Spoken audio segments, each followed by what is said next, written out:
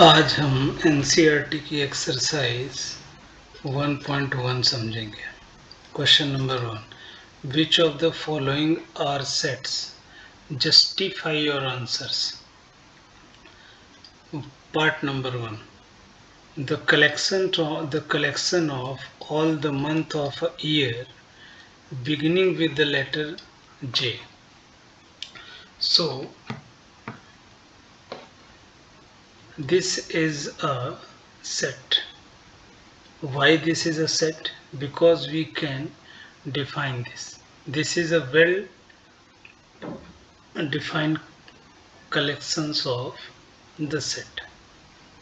Like as we can represent this A is equal to January, also start with J,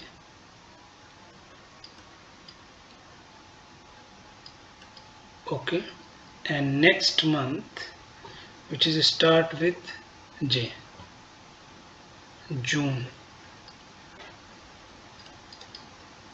and next one July, okay. So we can define this set. So this is a set. And question number 2, the collection of 10 most talented writer in India. So most talented writers of India is not a well defined collection, because ये बताना, ये निर्धारित करना person to person जो है depend करता है कि किसको वो राइटर पसंद है, किसको वो राइटर नहीं पसंद है, ठीक है। सो मोस्ट टैलेंटेड राइटर के जो है का कलेक्शन निकालना और उसको डिफाइन करना, वेल डिफाइन करना मुश्किल है। वो हम डिफाइन नहीं कर सकते क्योंकि वो हर व्यक्ति का अपना अलग अलग जो है सोचने की, समझने की, ठीक है, और पॉइंट आउट करने की, किसी को डिफाइन करने का वे अलग अलग होता है। So this is not a well defined, okay. So we can say that this is not a set, not a set, okay. This is not a set. Now number 3, a team of 11 best cricket batsmen of the world. So this is also not a well defined collections, because the criteria of determining a batsman talent may vary from person to person. इसमें भी suppose कीजिए कि मेरा best players Virat Kohli है, तो विराट कोहली किसी का best player ऐसा नहीं भी हो सकता है, ओके। सो ये क्राइटेरिया पर्सन टू पर्सन जो है वेरी करता है। So this is also not a this is also not a set. Now question number 4, the collection of all boys in your class.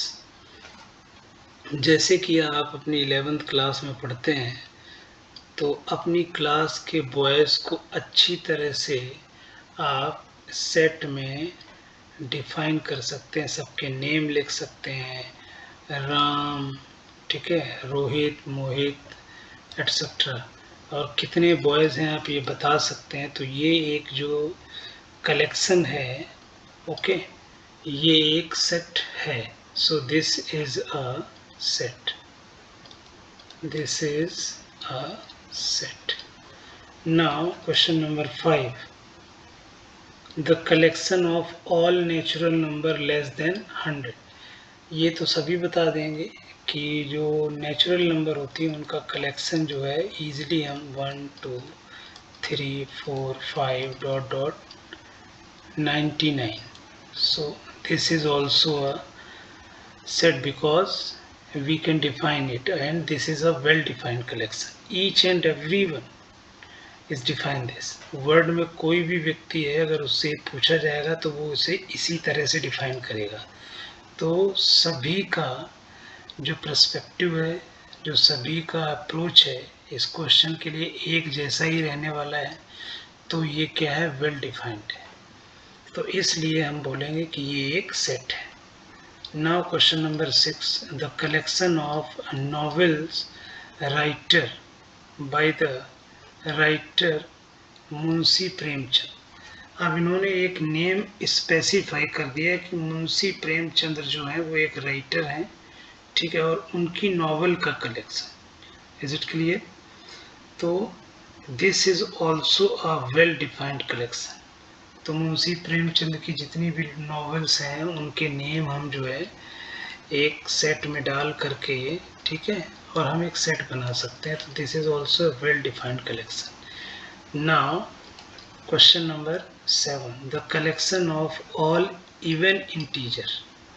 अब even integer, so the collection of all even integer, this is also a well defined collection. Okay, this is also a well defined collection.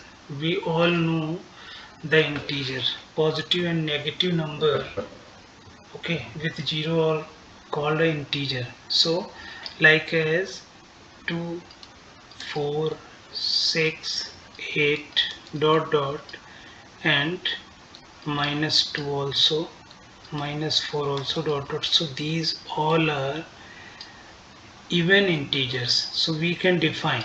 So this is a well defined collection, so this is also a set. This is a set. Okay, so इस तरह से हम इस question को जो है define कर सकते हैं ना।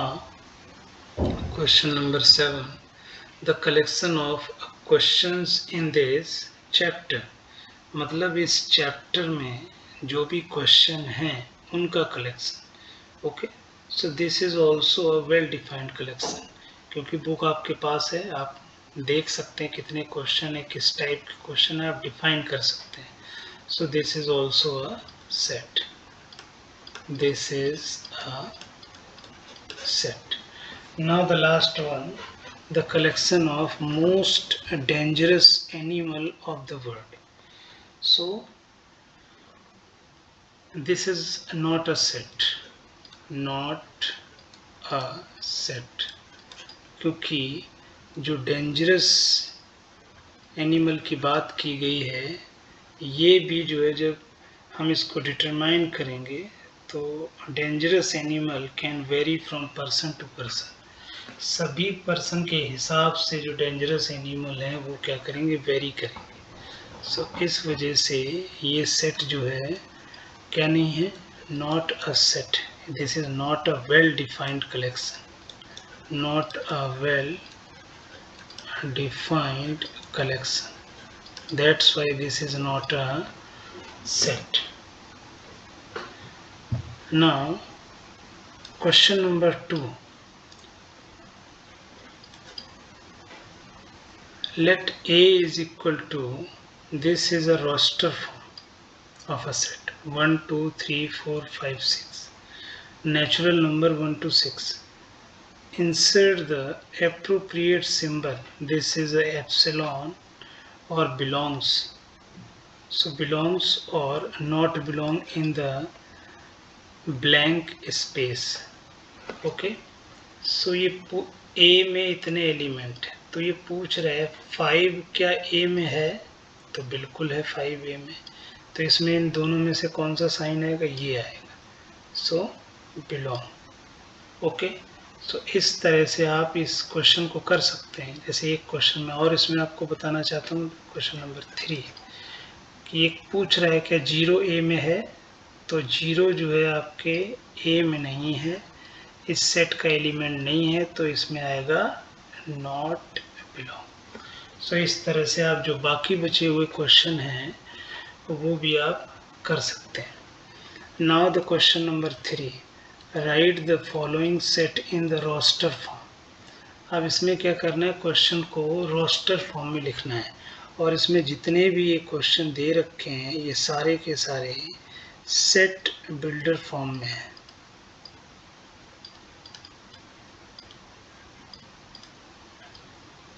सारे क्वेश्चन सेट बिल्डर फॉर्म में है, इनको आपको रोस्टर फॉर्म में बदलना है। इस तरह से कर्ली ब्रेसेस के अंदर लिखना है, like as a x such that x is an integer and -3 less than is equal to x less than is equal to 7।